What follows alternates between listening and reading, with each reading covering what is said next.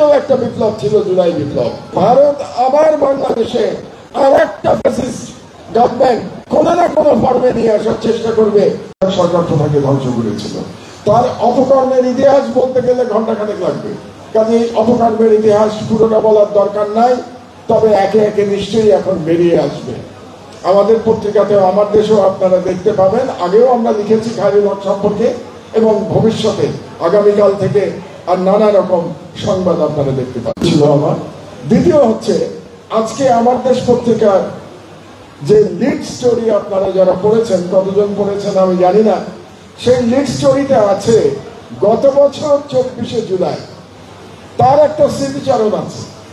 এবং সেই স্মৃতিচারণ হলো যে বাংলাদেশের সম্পাদক এবং মিডিয়ার নামে এবং সাংবাদিকের নামে যে সমস্ত ফ্যাসিবাদের সহযোগী তেলবাজ সাংবাদিকরা গিয়ে হাজির হয়েছিল পলাতক ফ্যাসিস্ট শেখ হাসিনার দরবারে। RICL TMX, যুগের পর যুগ স্থাপনা থাকে মজবুত। এবং সেই দরবারে গিয়ে তারা কি কি বলেছিল সেদিন, আজ থেকে ঠিক 1 বছর আগে, তার কাহিনী আমরা আজকে বর্ণনা করেছি আমাদের লিড স্টোরিতে। এবং সেগুলো ছিল, তার মধ্যে একটা ছিল যে ইউনূসকে কেন এখনো গ্রেফতার করা হচ্ছে না, একটা বক্তব্য ছিল কোনো একজনের।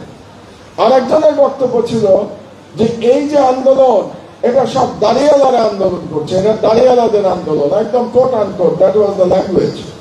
আর একটা বক্তব্য ছিল যে ঢাকা শহরের চারপাশ মাদ্রাসাতে ভরে গিয়েছে, অর্থাৎ তারা বলতে চাচ্ছিল যে বিপ্লব যেটা ছিল জুলাই বিপ্লব, এটা একটা ইসলামিস্ট বিপ্লব ছিল। এটাই ছিল তাদের ন্যারেটিভ। তো তাদেরকে আমরা আজকে আমাদের পত্রিকায় তাদের কিছুটা মুখোশ উন্মোচন করেছি। এখানে মিডিয়ার সাগর এখানে আছে, আমি মিডিয়ার আছি, কাজে সাগর এদের সবাইকেই চেনে যাদের সম্পর্কে আজকে পত্রিকায় লেখা হয়েছে। আর তৃতীয় যে কথাটি আপনাদেরকে বলতে চাচ্ছি, সেটাও একটা এক্সক্লুসিভ নিউজ আমরা আজকে করেছি, যেটা আমি কাল রাতে জানতে পেরেছিলাম। সেটা হলো পলাতক ফ্যাসিস্টরা যারা তাদের প্রভু ভারতের দেশে আশ্রয় নিয়েছে, তাদের আজকে একটা সংবাদ সম্মেলন করার কথা ছিল। এবং সেই সংবাদ সম্মেলন করার জন্যে ভারতীয় যে ডিপ স্টেট, তারা তাদেরকে সম্মতি দিয়েছিল। এবং কার কার থাকার কথা ছিল সেই সংবাদ সম্মেলনে, এটি হওয়ার কথা ছিল দিল্লিতে, এবং থাকার কথা ছিল এদের নামও তো ওবায়দুল কাদেরের থাকার কথা ছিল। তারপরে যিনি তখন স্বরাষ্ট্রমন্ত্রী ছিলেন তার থাকবার কথা ছিল, কামালের থাকবার কথা ছিল। এবং যিনি তখন পররাষ্ট্রমন্ত্রী ছিলেন চট্টগ্রামের, সেই ভদ্রলোকের থাকার কথা ছিল। তো এদের আজকে সংবাদ সম্মেলন করে তাদের ইচ্ছা ছিল গোপালগঞ্জের ইস্যুটাকে আন্তর্জাতিকরণ করার একটা তাদের পরিকল্পনা আজকে ছিল। তো যে কোনো কারণেই হোক, ভারতীয় যে ডিপ স্টেট শেষ মুহূর্তে তাদের এই সংবাদ সম্মেলনের অনুমতি তারা ক্যান্সেল করেছে। এই জন্য তারা সংবাদ সম্মেলনটি আজকে করতে পারে নাই। এই কথাটা এই জন্য আপনাদেরকে বলছি যে ফ্যাসিবাদ যে তৈরি হয়েছিল বাংলাদেশে, সেই ফ্যাসিবাদ তৈরির পিছনে বাংলাদেশে যে এলিমেন্টগুলো ছিল তাদেরকে আমরা মোটামুটি চিনি। এবং বাংলাদেশের বাইরে থেকে এই ফ্যাসিবাদ তৈরির প্রক্রিয়া থেকে শুরু করে এটাকে স্থাপন করা, এটাকে টিকিয়ে রাখা সব করেছিল হেজেমনিক ইন্ডিয়া। এটা সম্পূর্ণভাবে আধিপত্যবাদী ভারতের একটি প্রকল্প ছিল। এই বিষয়টি যেন আমরা কখনো ভুলে না যাই। কাজেই যে মহান জুলাই বিপ্লবে যারা শহীদ হয়েছে, যারা আহত হয়েছে, যারা লড়াই করেছে, তারা কেবলমাত্র আভ্যন্তরীণ ফ্যাসিবাদের বিরুদ্ধে লড়াই করে নাই। এই লড়াই একটা আন্তর্জাতিক লড়াইও ছিল। কারণ এই লড়াই দক্ষিণ এশিয়ার যে সব থেকে ফ্যাসিস্ট যে শক্তি, বা যে দক্ষিণ এশিয়ার যে হেজেমনিক শক্তি ইন্ডিয়া, এই ইন্ডিয়ার বিরুদ্ধেও একটা বিপ্লব ছিল জুলাই বিপ্লব। এবং এই কারণেই জুলাই বিপ্লবের শুধুমাত্র আমাদের দেশের একটা ভ্যালু নাই, এটার একটা ইন্টারন্যাশনাল ন্যারেটিভও জুলাই বিপ্লবের আছে, এটা আমাদের মনে রাখতে হবে।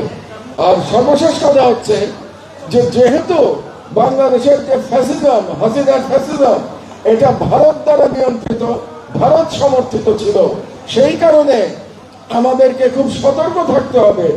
ভারত আবার বাংলাদেশে আর একটা ফ্যাসিস্ট গভর্নমেন্ট কোনো না কোনো ফর্মে নিয়ে আসার চেষ্টা করবে, যে গভর্নমেন্ট ইন্ডিয়ান ইন্টারেস্ট সার্ভ করবে। তো এটার ব্যাপারে আমাদেরকে খুব সতর্ক থাকতে হবে, এবং এটা করতে পারবে যদি আমাদের জুলাই যোদ্ধাদের মধ্যে অনৈক্য সৃষ্টি হয়। যারাই জুলাই যোদ্ধা ছিলেন, দলমত নির্বিশেষে, জুলাই যোদ্ধা শুধু ছাত্ররা ছিলেন না, জুলাই যোদ্ধা শ্রমিক ছিল, জুলাই যোদ্ধা চাকরিজীবী ছিলেন, এবং জুলাই যোদ্ধা নারী পুরুষ সাধারণ মানুষ। নিশ্চয়ই আনাসের কথা মনে আছে, যে আনাস তার মায়ের কাছে চিঠি লিখে রেখে শেষ বিদায় নিয়ে সে জুলাই যুদ্ধে গিয়ে শহীদ হয়েছিল। এদেরকে আমরা ইনশাআল্লাহ আমরা কখনোই ভুলে যাব না। কিন্তু দুর্ভাগ্যের বিষয় হচ্ছে যে মাত্র 1 বছরের মধ্যে সেই ঐক্যে ফাটল ধরতে শুরু করেছে, এবং যেহেতু ঐক্যে ফাটল ধরছে সেই কারণে এই ফ্যাসিবাদ আবার মাথা উঁচু করে উঠতে শুরু করেছে। এই কারণে একটু আগে সাগর যে গল্প বলল, যে তার ওয়ালে এসে কমেন্ট করেছে যে সাগরের সাথে অনেক হিসাব কিতাব বাকি আছে, এটা বলার সাহস পাচ্ছে 1 বছরের মধ্যে। কারণ হচ্ছে যে আমরা যারা একসঙ্গে জুলাইয়ের বিপ্লবে লড়াই করেছি কাঁধে কাঁধ মিলিয়ে, আজকে তারা একে অপরের বিরুদ্ধে আমরা ময়দানে নেমে গেছি রাজনৈতিক উদ্দেশ্যে। এই বিষয়টি আমাদের মনে রাখা দরকার। রাজনীতির জন্য অবশ্যই রাজনীতির উদ্দেশ্য হচ্ছে ক্ষমতায় যাওয়া। রাজনৈতিক দল ক্ষমতায় যেতে চায়, কিন্তু ক্ষমতায় যেতে চাইলেও কিছু বিষয় আমাদের একতাবদ্ধ থাকা প্রয়োজন। তার মধ্যে সবচেয়ে বড় যে দুটি বিষয় হলো, 1 নম্বর হলো বাংলাদেশে আর কোন ফ্যাসিবাদী শক্তিকে আমরা মাথা উঁচু করে দাঁড়াতে দেব না। 2 নম্বর, বাংলাদেশের স্বাধীনতা আর কখনো আমরা দিল্লির কাছে বিসর্জন হতে দেব না।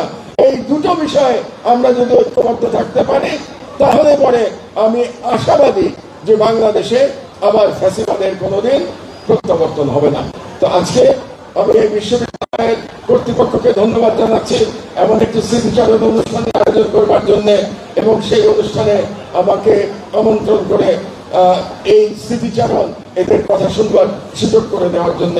আল্লাহ আপনাদের মঙ্গল করুন। আল্লাহ হাফেজ। বাংলাদেশ জিন্দাবাদ।